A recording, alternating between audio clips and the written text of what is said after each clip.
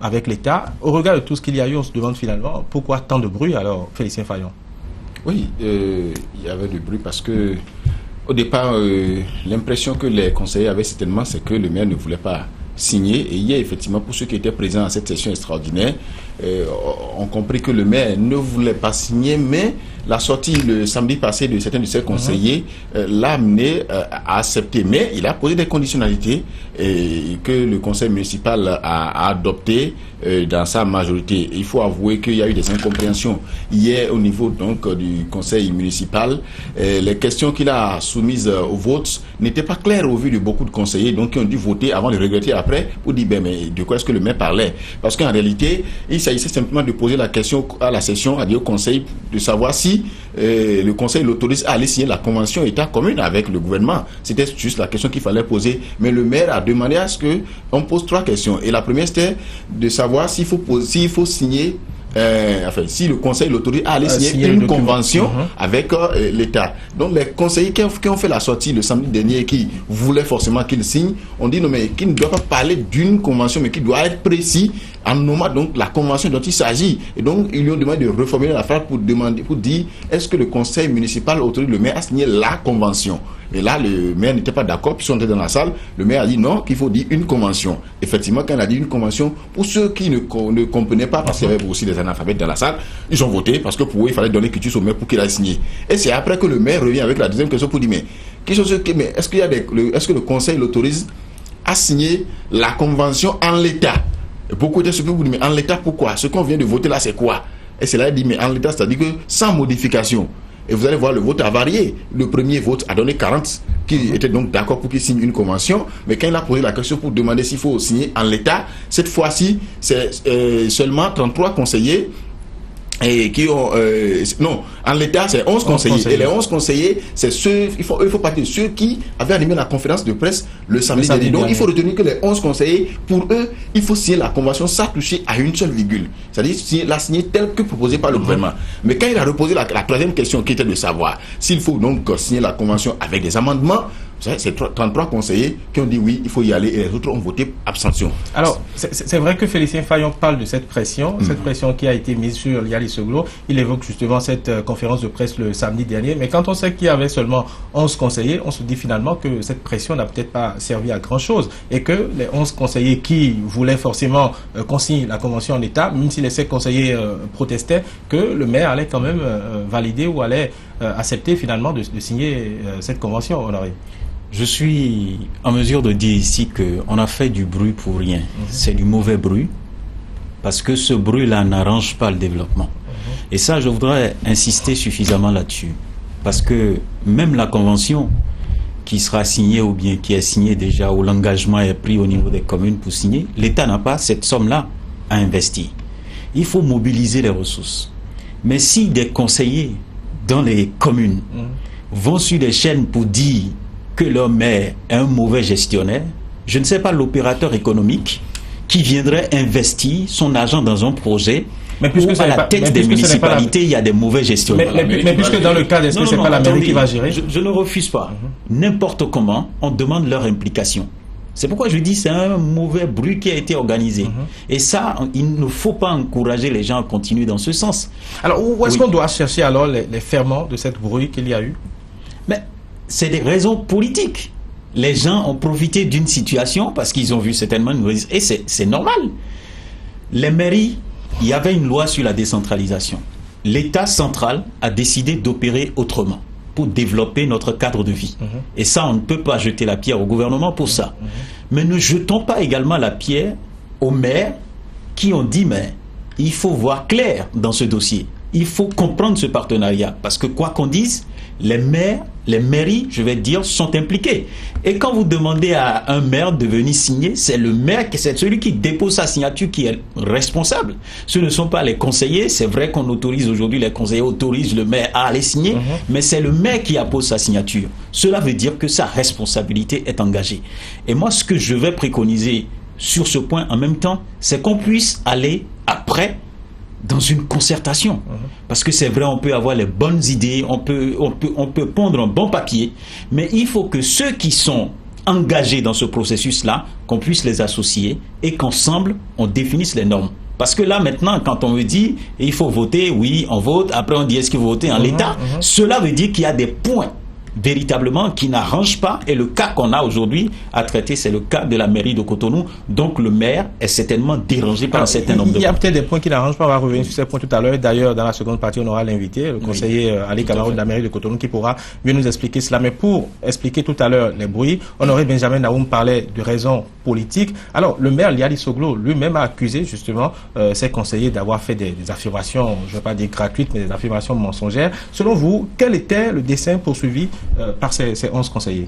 Ces 11 conseillers avaient donc l'objectif de faire pression sur le maire afin qu'il ne rejette pas la signature de cette convention, parce que bien avant que les conseillers ne sortent, il y a une séance à la présidence de la République et le maire est intervenu devant le chef de l'État pour mettre des doutes par rapport donc à cette convention. Et il avait déjà dit que les projets dont on parle sont des projets dont la mairie disposait et que la mairie avait déjà en vue donc de réaliser. C'est un peu comme pour demander au gouvernement qui peut laisser. Mais le gouvernement dit non, mais vous avez des projets dont la réalisation à terme est pour 2035. Mais nous on dit d'ici 2021, on va y aller. Seulement qu'on ne peut pas vous laisser les ressources pour dire allez faire, du moment où on sait qu'au niveau des communes, la gestion des ressources là n'est pas ce que ça doit être. Et donc on va vous accompagner dans le montage financier, tout. On va y aller pour que dans un délai très bref, ça puisse se réaliser. Qu'est-ce que les populations veulent? C'est qu'on développe leur localité, c'est qu'on développe dans la ville de Cotonou. Et les conseillers disent mais écoutez, il faut qu'on mette pression sur notre maire. Et j'ai comme l'impression que l'objectif a été atteint, puisque hier dans la salle, l'intervention des conseillers, quand bien même ils demandent à ce qu'on revoie un peu la modification, enfin qu'on revoie un peu la convention, mais la finalité c'est que il faut que Cotonou se développe. Il faut qu'on note le gouvernement a investi dans notre ville.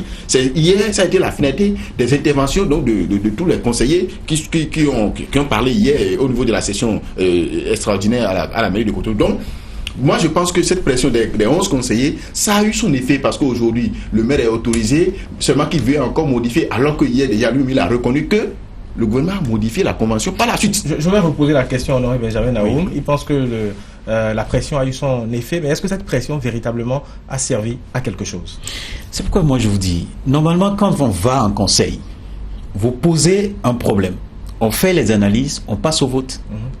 Le maire n'est pas le seul à décider. C'est son conseil qui l'autorise. Ce bruit, on pouvait l'avoir en conseil. Le bruit qu'ils ont fait publiquement sur les médias, on pouvait l'avoir en conseil. Mettre la pression sur le maire en conseil. Mais aller à la place publique, jeter de l'anathème sur leur maire, je dis, c'est pour discréditer, ce n'est pas bien. Cette politique, il faut réduire ça dans notre société pour que nous puissions rester dans un contexte de cohésion. Parce que si vous traitez regardez les arguments qui ont été développés. J'ai suivi par exemple sur une chaîne de télévision où on dit pour le maire, chaque année plutôt, on doit lui donner 30 millions pour la sécurité. Oui. Mais ce sont... Pour la réflexion également de son cabinet, de ses bureaux. Mais ce sont des documents qui ont été présentés en conseil où le budget a été voté. Mais pourquoi ils n'ont pas dénoncé ça au moment où on adoptait le budget du conseil communal? Et c'est maintenant à cause de ce partenariat qu'on vient à la télé pour dire le maire prend 30 millions. Ça c'est pour discréditer, la stratégie n'est pas bonne. Et il faut le dire pour que les gens comprennent. Parce que si on prend aujourd'hui, si le maire prend 30 millions de francs pour la sécurité et ne fait rien, je crois qu'au prochain budget qui sera adopté, on peut dire, monsieur le maire, vous ne pouvez pas prendre 30 millions, il faut prendre 10 millions. Je pense que tout ça devrait s'organiser à l'intérieur de la mairie, donc au niveau du conseil, on étale ces problèmes au lieu de venir l'établir à la place. C'est vrai qu'il y a eu ce qu'il dit là, ça se passe partout, même à l'Assemblée nationale, parce qu'il y a une minorité, il y a également une majorité. Aujourd'hui, au conseil municipal de Cotonou, le maire Liali Soglo a la majorité en quelque sorte. Et donc, il y a des décisions qu'il arrive à faire passer facilement au niveau donc du conseil municipal. Mais la minorité qui sait que bon, elle n'a pas le pouvoir donc de faire imposer sa décision au niveau de subit, elle vient et sort, mais pour dénoncer, pour dire nous prenons l'opinion publique à témoin, parce que les budgets dont on parle, les 30 millions, les 400 millions dont on parle, en réalité en conseil, le maire le fait passer et sa majorité croise les bras et le soutient comme ça. C'est vrai que d'un côté, il y a... Moi, je pense que sans pression ou pas, cette adoption se fait hier. On n'avait pas, je vous dis, on n'avait pas besoin de faire sur. Parce qu'elle a été faite maintenant, mais dans une ambiguïté, comme on l'a dit, parce qu'aujourd'hui, on ne sait pas encore la suite. Le Conseil autorise le maire à signer, mais avec amendement. Est-ce que le gouvernement va accepter les amendements? Est-ce que ce n'est pas normal? Bon, est-ce que ce n'est pas normal? Je ne pense pas, parce qu'il s'agit d'un cadre général. Ce n'est pas avec Cotonou seul qu'on veut signer la convention. C'est avec 5 communes d'une communauté qu'on appelle le Grand Nord. On a l'habitude de dire ça, il faut le préciser. Les moutons se promènent ensemble, mais n'ont pas le même prix. Ah, non, mais écoutez, pourquoi devrait-on faire cette démarcation alors que si on suit un peu le ministre du cadre de vie, il y a eu des échanges sur pratiquement 3 jours avec la plupart des communes, avec la plupart des maires, et la convention a été modifiée en prenant en compte les observations des différentes communes. Pourquoi devrait-on mettre la commune de Cotonou dans un régime spécial? Attendez, quand le maire, je pense qu'il y a eu une réunion au niveau de la présidence de la République et les maires ont participé à cette réunion. Et c'est après cette réunion que les bruits ont commencé par courir comme quoi le maire veut boycotter ce partenariat. Qu'est-ce qui a été dit au cours de cette réunion? Nous, on n'était pas là. Donc, quand on dit après, ça a été modifié, cela veut dire déjà qu'on a pris en compte les préoccupations du maire. Voilà. Si on n'a pas pris en compte les préoccupations du maire, on n'allait pas produire un autre document. Donc, étant donné qu'il y a un autre document qui est disponible et qui pouvait donc avoir l'assentiment de la municipalité de Cotonou et autres, on ne devrait pas crier sur tous les toits que le maire est un mauvais gestionnaire, il a lancé tel projet, ça n'a pas abouti et ceci et cela. Oui, malgré que la convention soit modifiée maintenant, le maire estime que ces préoccupations ont été prises en compte mais de façon partielle. Et donc il faudra que le conseil l'autorise à ce que lui force le gouvernement à prendre en compte ces préoccupations. J'ai dit, il faut associer les gens. Il faut discuter avec les gens. Alors d'un côté, il y a eu cette pression, les dénonciations également. Finalement hier, on a eu le vote, mais au centre, il faut dire qu'il y a ces observations de la mairie de Cotonou, du maire de Cotonou, ce document qui a d'ailleurs été envoyé au ministère du cadre de vie. Je ne sais pas si vous avez parcouru le document, mais Félicien Fayon, est-ce que ces observations sont pertinentes? Oui, les observations sont pertinentes parce que, bon, hier, quand j'ai suivi un peu les conseillers, enfin, c'est le conseiller Raphaël Ledoux qui a fait les amendements que le conseil a validés. Il parle donc de la durée du contrat. Il estime qu'il faut qu'on associe la mairie au montage financier et qu'on définisse également les modalités de gestion, c'est-à-dire que justement, on réalise, surtout au niveau des marchés. Voilà, on réalise, mais qu'il faudra mettre à la disposition du conseil municipal afin que lui puisse gérer entièrement, c'est-à-dire qu'on finit de réaliser, on lui remet la clé. Maintenant, les dames qui seront donc relogées, enfin, délogées avant donc de raser les marchés, il faut qu'on puisse leur retrouver des places. Après, il faut qu'on les rassure de ce que leurs places seront retrouvées. Bon, ainsi de suite. Et des places surtout à des prix abordables. À des prix abordables, bien sûr. Alors, c'est des préoccupations pertinentes, mais ce qu'il faut dire, c'est que l'État ne perçoit pas de taxes chez les femmes. Au niveau des marchés, l'État ne gagne rien. C'est la mairie qui gagne. Donc, c'est la mairie qui avait donc à l'habitude de ficher. C'est que l'État là n'a rien à collecter. L'État veut juste avoir un œil pour que la gestion soit transparente. Donc, je ne crois pas que l'État aujourd'hui viendra investir pour encore amener les populations à payer lourdement. Je ne crois pas. Alors, la mairie de Cotonou, justement, on a l'impression que la mairie veut plus préserver ou veut protéger ses administrés parce que on sait que... C'est l'impression en réalité, mais en tout cas, c'est ce qui se dégage. Et quand on sait que la mairie, par exemple, quand elle construit les marchés, c'est dans l'ordre généralement de 100 millions, un peu moins ou un peu plus de 100 millions, et que les projets qui seront conduits aujourd'hui ou les marchés qui seront construits aujourd'hui par le gouvernement pourraient dépasser largement ce seuil, généralement dans lequel, ce couloir généralement dans lequel reste la mairie, on se demande finalement comment est-ce que ces marchés seront gérés, quel profit est-ce qu'on fera de ces différents marchés, de ces galeries marchandes qui seront mises en place, et est-ce que au regard de tous ces arguments qui ont été avancés, et tout cela est justement contenu dans le protocole ou dans les observations qui ont été envoyées au ministère du cadre de vie, est-ce que en prenant en compte ces arguments, la mairie n'a-t-elle pas raison aujourd'hui de faire toutes ces observations? Est-ce que les observations, je vous repose la même question, sont finalement pertinentes? Ces observations, on ne peut pas dire que ce n'est pas pertinent. Parce qu'il y a une préoccupation aujourd'hui, c'est l'amélioration des conditions de vie des administrés. Et nous avons une loi sur la décentralisation. On ne peut pas ranger ces lois-là dans le tiroir. Donc tout ce qui doit être organisé, ça doit être en fonction de la loi. Et la mairie opérait dans un cadre. Mais si le gouvernement veut changer le cadre, le gouvernement est obligé. C'est vrai qu'il y a eu. Moi, je dis bien obligé. C'est vrai qu'il y a eu ce débat sur le respect des textes de loi sur la décentralisation, mais qu'il y a aussi que la loi permet à l'État de regrouper les communes pour qu'il y ait une intercommunalité et que les projets soient gérés. Il faut préciser que l'intérêt que le gouvernement vise aujourd'hui n'est rien d'autre que l'amélioration des conditions de vie des populations. Pas plus que ça. Ce n'est pas des intérêts pécuniaires. C'est pas pour collecter des tasses après. C'est la mairie qui collecte des tasses. Donc, si le gouvernement exige avoir un œil dedans, c'est pour vraiment veiller à ce que les populations dans un vraiment dans un cadre Vous ne pouvez pas. Non, moi j'ai suivi les. Non, Attendez, j'ai suivi le chef ce de sont l'État. les bonnes intentions, mais vous ne pouvez pas empêcher le maire d'être sceptique. Parce qu'il y a le cas marché d'Antopa qui est là, jusqu'à ce jour, géré par l'État. Et la mairie réclame ce marché. Mais imaginez que vous allez sur un autre terrain aujourd'hui. Les marchés secondaires sont mal gérés. Attendez.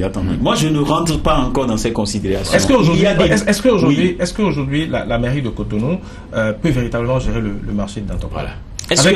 Avec le flux qu'il y a à Dantopa, qu'est-ce que vous appelez on parle généralement de 80 000. Attendez, qu'est-ce que vous appelez Qu'est-ce que vous appelez flux? On voit un peu comment. On voit un peu. Laissez-moi finir. Attendez, ceux qui gèrent. Attendez, je vais être clair là-dessus.